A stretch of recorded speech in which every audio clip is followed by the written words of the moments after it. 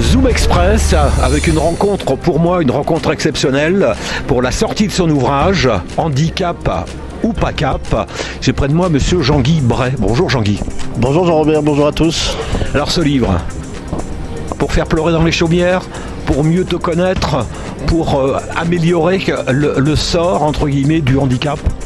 Alors pour faire pleurer dans les chaumières, non, c'est pas le but. Après, bon, je sais qu'il déclenche de l'émotion chez certaines personnes, c'est un petit peu logique. Après, pour faire bouger les choses dans le monde du handicap, oui, à coup sûr. Autant pour donner de l'espoir à des personnes qui sont elles-mêmes touchées par le handicap déjà, et puis pour faire réagir et faire bouger nos décideurs, nos élus, des gens qui œuvrent notamment pour l'accessibilité, pour que les choses bougent, oui. Une belle reconnaissance de l'amitié avec la préface de notre célèbre Olivier Lejeune. Bah oui, alors ça, une préface très, très émouvante, très touchante. Olivier que j'apprécie beaucoup, un homme de télé, de théâtre, bien connu de tous. Et il m'a fait effectivement cette amitié et ça me touche énormément. Le monde du handicap, s'il y a quelqu'un qui le connaît, c'est bien toi.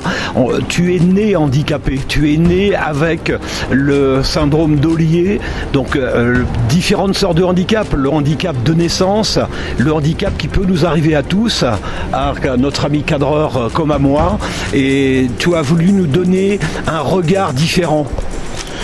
Oui, un regard différent. Alors c'est vrai que un regard différent par le fait justement d'être handicapé de naissance, c'est ce qui peut changer dans la vie de quelqu'un qui est valide et qui, suite à une maladie, un accident, se retrouve avec un handicap, quel qu'il soit. Hein. Ça peut être autre qu'un handicap physique. Malheureusement, certaines maladies amènent à des handicaps auditifs, visuels, etc., etc. On appelle le handicap invisible. Il y a aussi le handicap invisible, bien sûr. Oui, ça on en parle de plus en plus. Il faut savoir que actuellement en France, on recense à peu près 20% de personnes handicapées et que sur ces 20% de personnes handicapées, il y a quand même 80% de personnes atteintes de handicap invisible. Donc c'est pas rien, ça compte énormément. Hein. Et à côté de ça, le paradoxe, justement, pour faire bouger les choses, c'est que on ne recense par contre que 0,1% d'élus handicapés. Alors il y a un vrai paradoxe et moi je suis persuadé que pour faire bouger les choses, il faudrait qu'on ait beaucoup plus d'élus qui soient en situation de handicap parce que nos instances qui nous gèrent, n'est-ce pas, qui s'occupent des personnes en situation de handicap sont parfois très très loin de la réalité.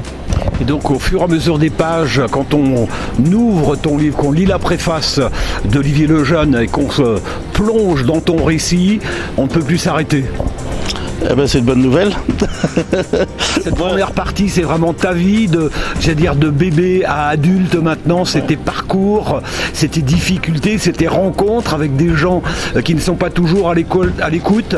Et moi, j'ai retenu un mot dans tes différents propos, protocole. Oui, ben les protocoles, j'en ai beaucoup souffert puisque au-delà de la maladie d'Ollier, malheureusement, j'ai été atteint d'une tumeur cancéreuse au fémur en 2020 qui m'a amené à me faire amputer de la jambe gauche où j'ai eu le choix entre ça ou partir définitivement, donc j'ai choisi ça. Et les protocoles, ils sont établis au sein d'institutions, au sein des hôpitaux, au sein des centres de rééducation. Alors, je comprends qu'ils soient établis pour faire gagner du temps aux soignants, mais à quel prix pour les patients, à quel prix pour les malades? C'est l'anecdote, c'est plus que l'anecdote, ton récit, on te demande de déplacer d'un point de ton lit sur un fauteuil, toi tu dis je vais prendre mes cannes. Non monsieur, c'est interdit, c'est pas le protocole. Sauf que toi tes cannes, tu les utilises depuis que tu es tout petit. C'est ça, oui, depuis mes, je sais pas, 5 ans, 10, 6 ans, quelque chose comme ça. Quand j'ai commencé à avoir mes premières opérations, j'avais 7 ans et effectivement après j'ai commencé à marcher avec des cannes et donc ces gens-là m'ont pris pour un martien, tout simplement, pour quelqu'un hors norme en fait, hors protocole justement, parce que faire prendre des cannes à quelqu'un qui vient de se faire amputer de la jambe, qui n'a pas le sens de l'équilibre, qui n'est pas habitué à marcher avec des cannes, c'est criminel.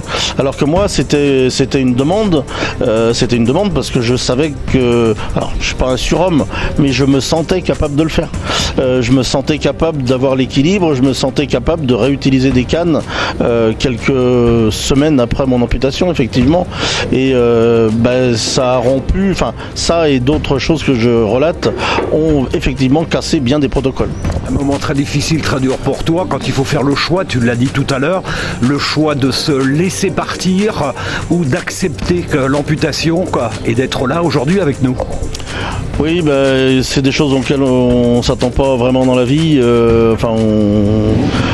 C'est un immeuble de 20 étages qui vous tombe sur la tête du jour au lendemain sans trop comprendre, sans trop savoir, après des semaines et des mois d'examen et sans trop savoir ce qui se passe, sans comprendre, et puis en étant complètement amoindri, complètement hyper fatigué, en étant plus soi-même finalement.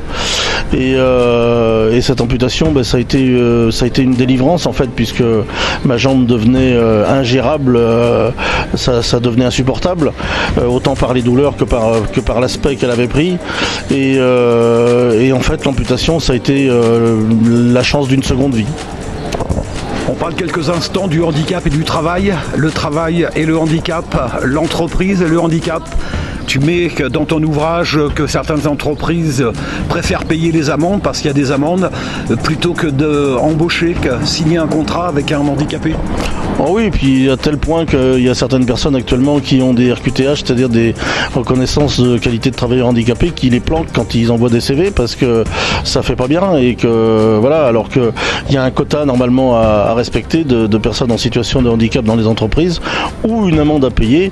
Et c'est vrai que malheureusement aujourd'hui il y a encore beaucoup trop d'entreprises qui ne font pas confiance et qui ne donnent pas leur chance à des personnes en situation de handicap qui pourraient être tout à fait capables dans certains domaines. On ne peut pas tout faire évidemment, qu'une personne en fauteuil roulant il va pas faire de la maçonnerie, c'est évident, mais par contre derrière un bureau, quand on est assis, on est capable de faire les mêmes choses que les autres. On appelle ça du télétravail pour les valides.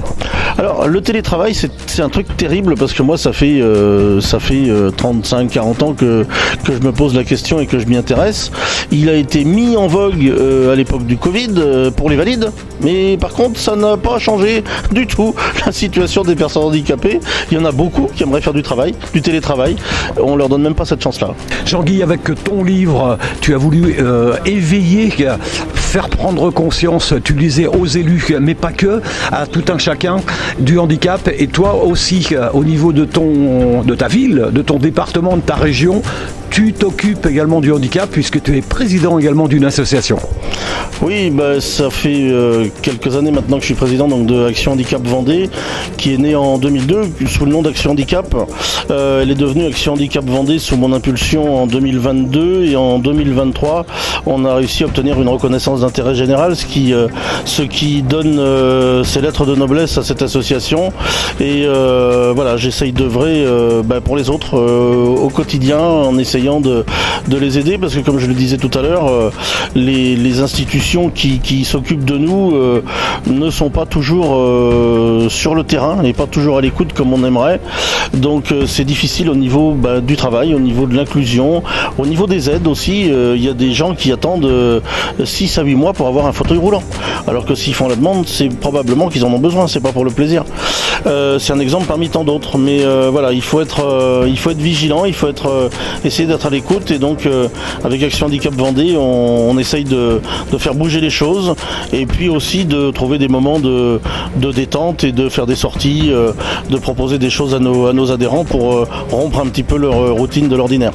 Je reviens sur ton livre. La première partie, c'est ta vie, ton parcours de ta naissance jusqu'à maintenant. En seconde partie, là, tu t'impliques vraiment avec des chiffres au niveau national, le monde du handicap. Oui, c'est un état des lieux. En fait, j'ai voulu justement, pour que les gens prennent conscience, un état des lieux du handicap en France et un petit peu ailleurs dans le monde, dans certains pays, pour faire prendre conscience qu'il y a mieux que nous, puis il y a aussi bien pire. Donc voilà, on est dans une certaine moyenne, notamment en matière d'accessibilité. On aimerait que les choses aillent plus vite, beaucoup plus vite, puisque la loi sur le handicap du 11 février 2005, elle a déjà 21 ans. Quand on se rend compte de ça, on se dit mais il y a quand même un drôle de problème. Bon là, on est à La Roche-sur-Yon, devant un bar dans lequel je peux toujours pas rentrer. C'est un exemple parmi tant d'autres, mais voilà, et on peut faire le tour d'une ville, on peut faire le tour d'un département. Il reste encore énormément à faire en matière d'accessibilité, et pas seulement. Moi, je parle d'accessibilité, mais c'est dans l'inclusion générale. Ce mot d'inclusion, il est très beau parce que il est là pour que toutes les personnes handicapées puissent faire les mêmes choses que les valides. Et aujourd'hui, on en est encore très loin. La transition va être facile pour moi. Toi, en tant que président de ton association, tu peux te déplacer dans les mairies, dans les écoles, dans les établissements publics pour leur expliquer, parce que nos élus ne sont peut-être pas au courant de toutes les lois. Oui, alors on fait ça depuis bien des années, je dirais pas tout à fait depuis la création de l'association. Elle a été créée en 2002, mais quelques années après, on a commencé ça dans des actions de sensibilisation dans les écoles, les établissements scolaires, les maisons familiales aussi. On s'adresse à de futures infirmières, par exemple, des élèves qui sont en service à la personne. Et puis, je vais aussi régulièrement maintenant au CAP BTP à La Roche-sur-Yon pour parler à des élèves de futurs artisans, en fait, qui seront demain nos chefs d'entreprise, qui seront à la tête d'une entreprise de menuiserie, de maçonnerie, voilà, et qui vont construire nos maisons de demain.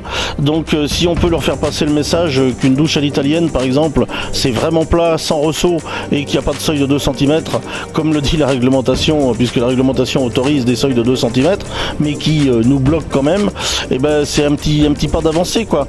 Après, on peut les sensibiliser sur les hauteurs d'interrupteurs, les hauteurs de poignées de fenêtres, enfin tout ce qu'il peut y avoir dans une maison. Et je me dis que quand on voit une trentaine d'élèves, si on arrive à en sensibiliser 1, 2, 3, 5, et ben c'est toujours ça de gagner. Et c'est des élèves qui plus tard vont peut-être justement demander à avoir le label que propose la CAPEB, par exemple Handibat, et puis faire des choses bien pour les personnes qui ont besoin. Ça peut être des personnes vieillissantes qui sont en pleine forme aujourd'hui, ou des personnes handicapées déjà maintenant et qui souhaitent améliorer leur logement. En fait, il nous arrive de temps en temps d'avoir des demandes, c'est assez terrible, de centres de rééducation qui nous appellent nous en tant qu'association pour nous dire, vous savez, on a monsieur un tel, il est de telle commune, il a eu un accident, nous on est prêt à le laisser partir parce que maintenant sa rééducation est finie, il était debout avant, aujourd'hui il est en fauteuil roulant, il peut pas rentrer chez lui, qu'est-ce qu'on fait? Et on nous demande à nous en tant qu'association de trouver des logements accessibles, et ça c'est assez terrible. Et parallèlement à ça, on voit des communes qui inaugurent des logements dits inclusifs et en fait qui ne correspondent pas aux normes. Cherchez l'erreur. Jean-Guy Bray, merci. Un récit inspirant qui invite à changer de regard et à construire ensemble une société plus juste et inclusive. Au-delà des obstacles, les rêves et la vie continuent. Votre livre, ton livre, Résilience, emploi, amour, discrimination, accessibilité, inclusion. Merci pour cette rencontre, Jean-Guy. Merci Jean-Robert, merci Philippe. À très bientôt.